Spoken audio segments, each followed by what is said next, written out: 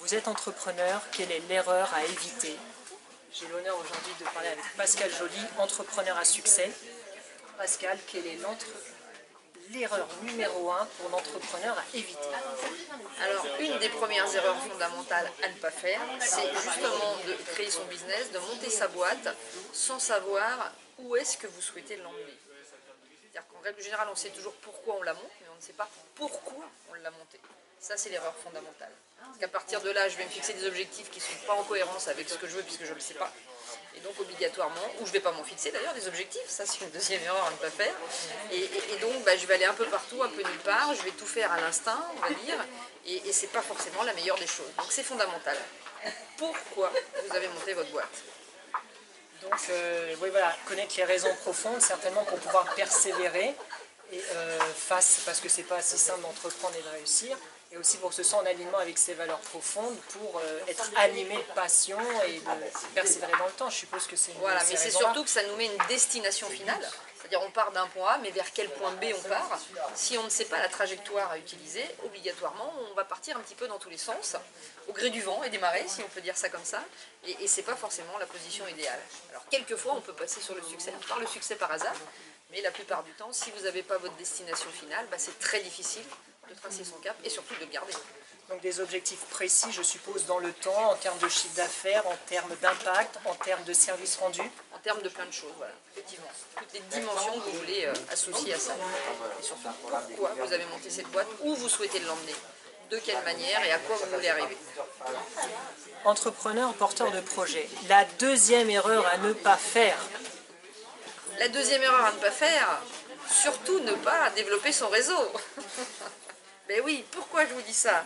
Parce que, obligatoirement, je vous présente un petit bouquin qui s'appelle « Tu te lèves et tu décides de développer ton réseau », dans lequel j'ai coécrit avec Isabelle Stemmer une vraie méthodologie en 9 piliers qui va vous apprendre comment construire votre démarche réseau de façon pratico-pratique, mais surtout avec des vrais objectifs précis pour pouvoir atteindre le succès que vous souhaitez dans votre business.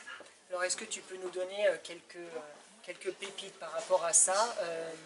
Quelques pépites. Alors déjà, quel est votre profil de communicant? Puisqu'à partir du moment où vous allez dans les réseaux, vous allez rencontrer différents types de personnes, mais quel est votre vrai profil de personnalité à vous? Quel est votre comportement?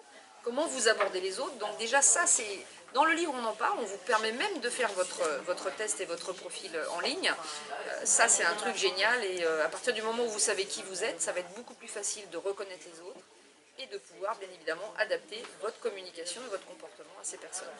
Oui, parce qu'on pourrait être très spontané, et puis certains qui sont peut-être plus sur la réserve peuvent peut-être se sentir envahis. Donc, important de se connaître soi-même pour être à l'aise finalement et développer son plein potentiel, parce qu'on est fort quand on est soi-même, quand on est dans ses forces naturelles, mais aussi d'être dans la sensibilité par rapport à l'autre, parce que tout le monde n'est pas comme nous. Et pour pouvoir faire des affaires, tisser des liens, faut quand même prendre un minimum le pouls de l'autre et avoir de l'empathie. Tout à fait. Et puis effectivement, si vous êtes dans une dimension, on va dire, rapide, avec une voix très forte, très tonique, très dynamique, et que vous avez en face de vous un profil complètement différent, ça va être à vous de vous adapter à son profil du moment pour pouvoir bien évidemment faire en sorte qu'il soit réceptif à votre message. Oui, j'en ai une deuxième à ne pas faire, l'erreur. Je vous la donne? Excellent. Allez, oui, dans le réseau, bien sûr, dans le réseau.